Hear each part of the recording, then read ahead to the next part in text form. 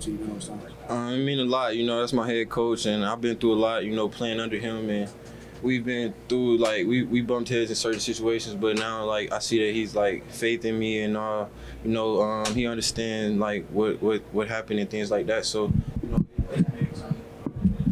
him having faith in me and being along with me, situations, So I understand this.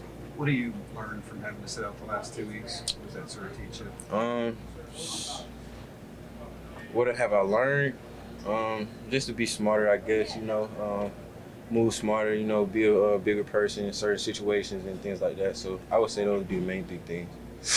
Is there anything that you can address about the suspension itself? What happened? How did it happen? Why you I don't really want to address those type of things, it's all on the internet and things like that. So I feel like people already have their own type of view and stuff like that, but I'm going to just stay away from talking about those things. What was it like watching them play Green Bay? It was great. Green Bay and who else do we play? Tennessee. The offense moved very well. Defense played very well. It was great just watching them. I watched both games. It was just fun. I was just thinking, like, I can't wait till I get back out there with the guys and playing ball with them. I miss the guys and I miss practicing and stuff like that. I ain't really had too much to do. So, yeah, that was the main thing. What did you do? How'd you spend the time watching? I was working out and stuff, working out, lifting, catching passes on the jugs. I just couldn't be with the team on the field, but I was in meetings. I was very involved in the facility and stuff. I was around the guys. I couldn't travel, couldn't go to the game, but I was just staying really close to my closest people. I got closest people who checked on me a lot and made sure I was okay and stuff like that. So I was around them on those days, but other than that, I was with the guys. You sit down and watch the game? Yeah, I sat down and watched the game, both games. But I watched the games with my little brother though at the crib. So yeah. So you like nervous? You like a nervous fan watching? Like, what's it like watching? Nah, I pretty much knew he was gonna go out there and handle up. Playing Tennessee, it was 14-14. Then we started to move very accordingly to what we do.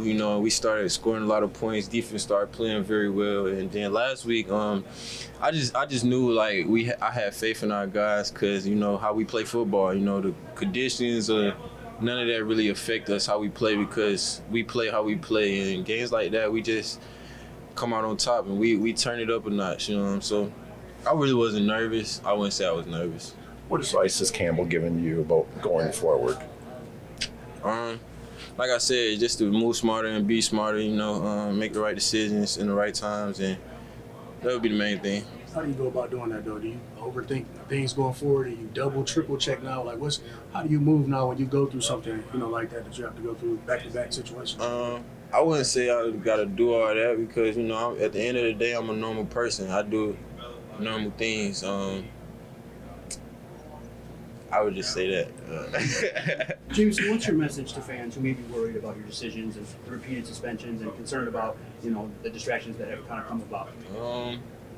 I wouldn't even say I got a message. People view me how they view me. I'm my own person and things like that. So I wouldn't even say I have a message. Just,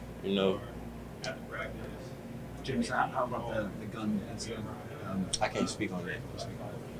How important is it to have the support of your teammates in situations like this? Because it seems that it would be easy for guys to say, "Oh man, it's J-Mo again. What's he into?" But it seems that everybody here is really, got your back. Yeah, because we're a team. They're my brothers. They knew what really was going on, and they knew like what really happened. Not like it wasn't looking at it from the outside in, like most people was. But I would say that was the main thing. When your brother down, you gotta pick him up. Just how I do for anybody else when they down. I would just say that's the main thing. Just it's a brotherhood. So things like that is big. Or in this building, outside this building, in my life, just you gotta always be there for your brother in any situation, because he might not have nobody else there for him, So I think that's big, and I really appreciate that for all the guys, vet or not. A lot of people called me on the team, checked on me, made sure I was okay. So that was big to me. Did you address the team before any of this stuff came out, or how was your accountability in that aspect as well as how you communicated that to them? No, I didn't address nobody. I kind of found out about the stuff around the same time they did. So I didn't even get a chance to address it. It hit the media, and then I think everybody just seen it from that. So that was kind of pretty much it. You said people close to you and your teammates checked in to see if you were okay. What were you telling them throughout that process? Were there points that you weren't okay? I'm good, you know. It was just 2 weeks, you know. I've been suspended before, and I don't really look at that as like a good thing or like something to brag about. But, you know, I had to miss time before. You know, I've always been the same person. Like it don't change me, never will change me. You know, certain people want to see you down. Certain people want to see you with your head down, not doing the right thing, not making the right decisions. But, you know, I'm me. Like I said, I'm me. I always come out of every situation the same person, and I'm always going to be the same person every day. So I really just was telling them, like, I'm good, thanks, you know. I appreciated everybody who checked out to me, you know, family, brothers, people I went to school with, you know, people from back home, teammates. I appreciate everybody because, you know, it was tough times in those days because, you know, I couldn't play ball. You know, that's my job. That's what I do. So, you know, I just appreciated everybody and took it like, you know, I took it as just love, you know. So, you know, people care for you in certain situations. People might not care for you in certain situations. I didn't hear from some people I expected to hear from. So, you know, like it just may be. Yeah. When the organization goes out and gets a defensive end like that, what does it say to you guys? I think we just turned the defense up a whole nother level. Because, you know, you see how the defense playing. I think we got the top defense in the league as far as creating turnovers. And somebody on the defensive line who can help create more turnovers, more pressures, more sacks.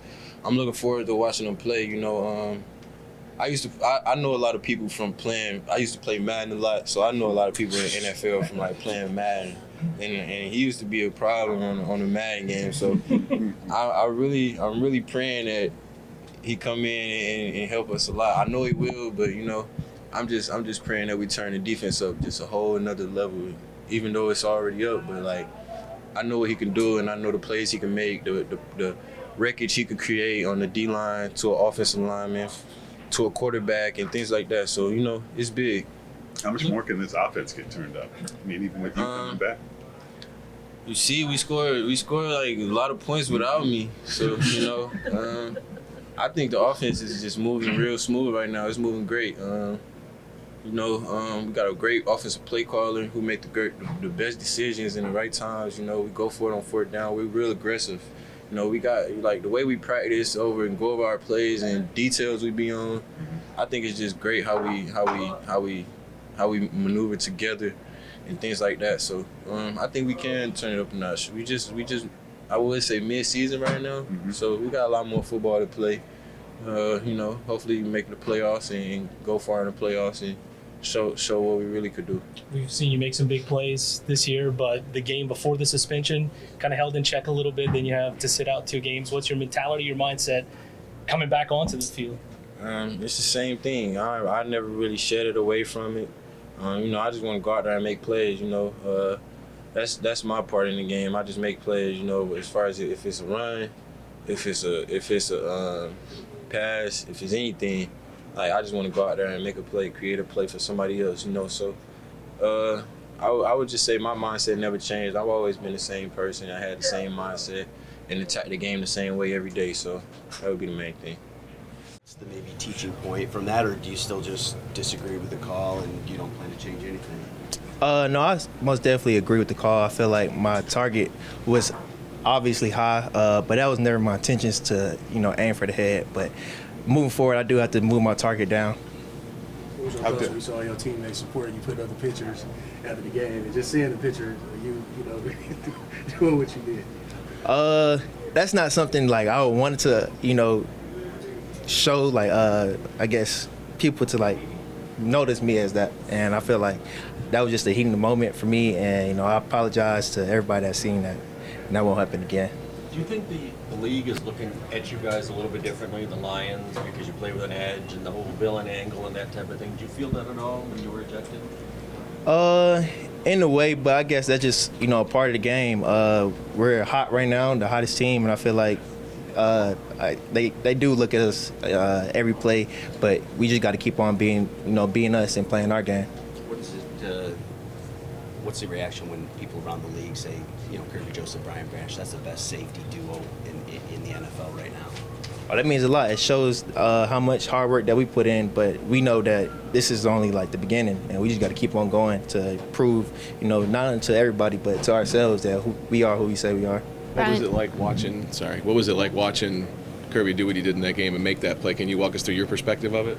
Oh yeah, that was big. Kirby blitz is really my blitz, but Kirby came and, you know, he came and he conquered. And for him to get a pick six, especially during that time, because the game was close still, and to get it right before the half, big time players make big time plays. Did you let him know that that was your blitz, or is he well aware? He's well aware, but I congratulated him on it too. So. What does it say about you guys that you can interchange like that and Kirby can come up with a pick six even when it is your blitz? That just shows how versatile we are, and, you know, Coach believes in us to put us in that situation. So we just got to keep on doing what we're doing.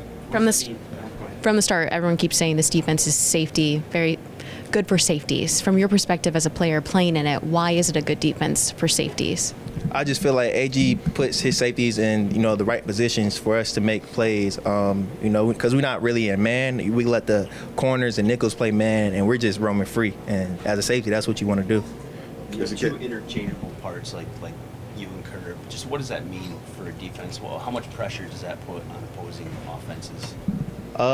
You said two when you guys interchangeable. Oh, like, you know, like with the blitz, he can do. You guys can basically do the same jobs. I feel like that puts a lot of pressure just on quarterbacks alone too, because, you know, you can't really tell what one of us is going to do every time because we're going to switch it up, and I feel like they know that, and that's what makes their job tough. And offensive coordinators, I feel like AG, you know, puts us in the right spot where we're able to dominate, you know, dictate what the offense is going to do instead of letting the offense dictate what we're going to do. What have you learned about this defense? Y'all been able to overcome losing you again. Y'all lost Hutch, and still being able to, you know, hold teams to a low number of points, man. What have you learned about this defense, especially when they're facing adversity? We all got that grit, and that's something we preach. Everybody steps up when their name is called, and as a team and a defense alone, shoot, that's what you want, is to have depth for one, and it doesn't matter who we play, who comes in the next spot, somebody gonna step up, and that's what you want. Kirby got your pick, passed you up for picks this year. I'm coming. I told him I'm gonna get him back. How would you guys drive each other in that aspect, though, knowing that either one of you can make a game-changing play at any point in the game? You know, that's before each week we go over, you know, what we want to do that game, and shoot, it was his game to make a pick, and, you know, I salute to him. So I'd rather him make the pick than none of us make a pick. So. Is that a goal you guys go over each week, or what is that? A goal, yeah, to get a pick each week. The physical way you guys play, and the stat is teams that play you guys the next week, they definitely struggle. Do you feel like you do have a wearing effect on opponents? I would say in a way, but not to the point where I want it yet. I feel like we just have to, you know, keep on being more physical than everybody, and stop letting the foot off the pedal. I feel like sometimes we do that in certain situations, like coming out after halftime. I feel like we a little lax, or like the first series of the game, and I feel like once we clean that up, we're gonna be dominant. What was your experience like at LCA, seeing the Lakers and Pistons and seeing LeBron out there? That was my first time seeing LeBron James up close, especially hooping, and just seeing him, his aura, it's amazing. I'm glad the Pistons won too, so shout out to the Pistons. The trade for Zverev, what does that message does that send, and what does that do for this defense? Just, you know, more depth. I seen his highlights the other day, great edge rusher, and that's going to help us out a lot. You know, somebody go get to the quarterback to, you know, replace Hutch, but not, you know, just step into his place, his role, and that's something we need. Thank you, guys. Sorry. And they're right up there among the league leaders. It seems like a pretty aggressive defense is what jumps out on tape from them. Yeah, they're good. They're really good. They're really well coached. They remind me of San Francisco, and no surprise. Back when I was in LA, that in division, San Francisco, like when D'Amico was there, it was similar. Very good defense, and good up front, good at the linebacker position, good at the defensive backs, really well coached, sound. They do a good job. don't know if you saw Aaron Rodgers had praise for the play of your play as of late. What did it mean for another Cal guy to support what you're doing and actually acknowledge saying, hey, Jared deserves credit for the play that he's had? Yeah, it's cool. I appreciate it. Aaron's a guy I grew up watching and grew up a big fan of, and anytime guys like that who know what they're looking at say good things, it's awesome. But yeah, I appreciate it and wish him the best. So what's the scouting report on Za'Darius, the guy that obviously you schemed for in the past, prepared for, just what you've seen from him? How big of an addition is that for your defense? Yeah, it'll be big. It'll be big. We'll see how quickly he'll catch up to speed with us. But he's a hell of a player, man. He really is, and he's always given me trouble, and I know offensive lines around the league trouble. So we're happy to have him, and he'll help a ton. At this point in the season, I know it's a different team, but does this offense, the way the Lions are playing, does it remind you at all of the Rams team that went to the Super Bowl in any kind of way? I don't know. I mean, yeah, both offenses were pretty good. I don't know if the scheme is all that similar, but the offenses are both, pretty good. I know you won without him, but with Jameson back, what kind of comfort level does that give you, that kind of speed to come back? Yeah, he's a weapon. We know that, and teams around the league know that. So he's a guy that they'll certainly be planning for, and will help us in a ton of ways, not just catching the ball, but with blocking and all the other stuff he can do. So, yeah, we'll see how we can get him involved this week and get him back out there. Jared, it's the middle of the season. There's been a lot of positive talk about the team. Do you have to filter out a lot of noise right now as you continue to move forward week by week? Yeah, I think you do. I think who cares, who thinks we're any good right now in week 8? It doesn't matter. You're just trying to find a way to stack W's, and I think you get caught up in sometimes, not only the bad stuff, but the good stuff at times. It can be dangerous. So, yeah, you just try to keep stacking wins. People are going to keep telling us how good we are now, and then if something were to go wrong, they tell us how bad we are. So that's how it goes, and just try to keep coming to work, put your head down, go in a hole, and keep stacking W's. You've had the line about this team being chameleons, being able to adapt and thrive anywhere, and Dan's usually the one who cuts the phrases and puts it on a T-shirt. He said he liked what you said and reiterated it. Do you expect to see it on a T-shirt, and how much really does it embody who you guys are? Yeah, I don't know. You guys put it on a T-shirt if you feel like it, but I think we talk about adjusting. We say no one adjusts better than us, and in the weather, in a storm, indoors. If it needs to be a throwing game, if it needs to be a passing game, if it needs to be special teams against the Titans, we find ways to win, and it's signs of a good team when you can win in different various ways, and we've had a good way of doing that. How much is the beauty of all of that? The fact you can go win in other places can help secure that the playoffs would run through this building. Yeah, you got to. If you want to make that happen, you got to win a lot of games, and we're only about halfway there, but done a good job to this point, and if we want to find a way to have it come through Detroit, we got to keep winning. How much of a personal satisfaction is there to kill all those? How much of a personal satisfaction is there to kill all those old ghosts that keep coming up every time? Like, can't play outside, can't do this, can't do that. They'll never stop. They'll be there forever, and there'll be something new, and we'll try to defeat that next. But we'll see what that is. Right now, we're doing a good job. Jared, obviously, this offense has so many weapons. How much do you appreciate that? Nobody seems to be bothered. You got 2 starting running backs, basically, and all sorts of receivers, and nobody seems to be bothered who gets the ball. Is that who they are? Is that That's who they are. That's who they are, and I think it's culture we've put in place. And Brad has a good way of not bringing in guys that aren't that way. So it's kind of just organic, and those guys know that winning is most important. And obviously, everyone wants the ball. Everyone wants the ball more, and we're doing our best to get it to everybody. But as long as we're winning and scoring points, it's all good. Does anybody ever ask you for the ball? No. No, I'm lucky. Those guys are very unselfish, and they love blocking as much as they love getting the ball. And of course, but do we want to get everyone the ball more? Of course, you always do. But that's the challenge for Ben, and he's done a pretty good job of it. Why do you think Montgomery and Gibbs work so well together? And just different matchups. Why do you think? At what point did you see that? Well, they're obviously both very good in their own right, and would be a starting back on probably on any other team in the league. And they're both. I think it's so hard for a defense when you get a fresh one of them. It seems every other drive. Like, a lot of these guys that are carrying the ball 25, 30 times, they're not fresh the whole game. These guys are coming in the third quarter, and they're fresh, and it's Gibbs, and it's Montgomery, and it's Gibbs, and it's back and forth, and it's tough, man. It's tough for a defense, and I think they kind of get pigeonholed at times as like Gibbs is the fast one, and Demo is the tough one. It's like, no, they both kind of do it all. They both can run away from you. They both can catch the ball. They both can run you over, and that's really hard for a defense. Jared, we've heard you call yourself the point guard of this offense. If you were an NBA point guard, who do you think you would be? Oh, good question. Just because I'm a fan of his, Curry, and I grew up in the Bay, and he's the best. I love him. How's your three? Not as good as his. I just have like yearly checkups that I got to go to. They found like a little small mass in my shoulder, and then just had to deal with that. But it was nothing cancerous, thankfully. Praise God for that. But just had to take care of that. I was hoping just to be out for, a week, but it wasn't something that you can really bounce back from in a week, so it just took 2. So I'm thankful to be back now to be able to help this team, for sure. That was a big weight lifted off my shoulders after I got those results. But I'm thankful, man. Yeah, for sure. Yeah, just getting the strength back and making sure that I can protect myself when I go out there.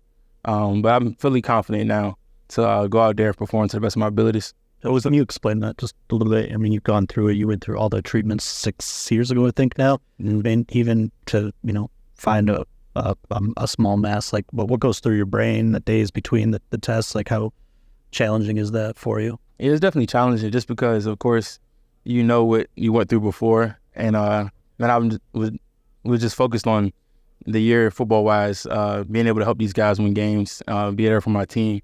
And then something like that just gets thrown out of left field. But, in life, things are going to get thrown at you. It matters how you respond. And I just wanted to put my head down, just get to work, and stay positive throughout the whole thing. And honestly, I just thank the Lord that I was able to have Henry Ford as far as the hospital, and the staff here as well at the Lions, just to taking care of me and making sure that I had the best care possible. Can you share with some of the reactions you heard from the staff, from Dan Campbell, from some of your teammates when you told them? Oh, yeah, they're just very supportive. They knew it was bigger than ball, and just making sure that I was good as a human, making sure that I took care of myself, and that they made sure that football was going to be there, but make sure that you're good first. Now that football is here, what's your hunger level going into this week? I can't even put it into words. I'm just ready to get back after it. It's a big game to come back to Sunday Night Football. But, just like any other game as well. So I'm just ready to go back and just help my team in this position that I'm in. What was your reaction to the Za'Darius Smith trade, just bringing him in? I know y'all were there to do what y'all had to do without Hutch, but bringing somebody else in who can help y'all. What's your reaction? Yeah, he's a great player.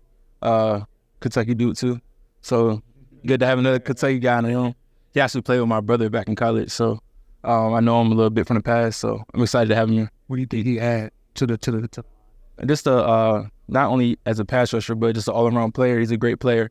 A veteran, of course, been in the league for a while, has a lot of knowledge, and he'll be able to help us out a lot. Do you have enough at that position to get you through? For sure. I think we do. Well, I know we do.